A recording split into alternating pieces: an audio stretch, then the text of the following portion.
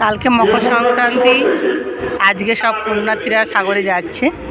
তো আপনাদের সামনে সেই পুণ্যার্থী যাওয়ার কিছুটা দৃশ্য আপনাদের সামনে তুলে ধরলাম। দেখুন সরকার থেকে কত কিছু আয়োজন করেছে, সবাই যাতে সুস্থভাবে যেতে পারে। যাত্রীরা ভেসেল ঘাটে লঞ্চে উঠছে। এখন ভোর 5:30। দেখুন স্পিড বোট রয়েছে তদারকি করার জন্য।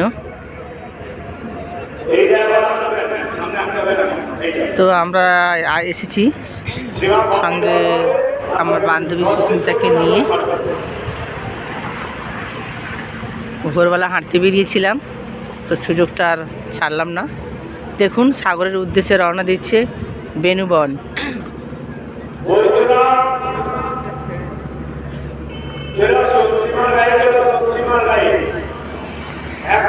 পূর্ব দিকে সীমার গাড়ি চলে আসুন বৈদ্যনাথ।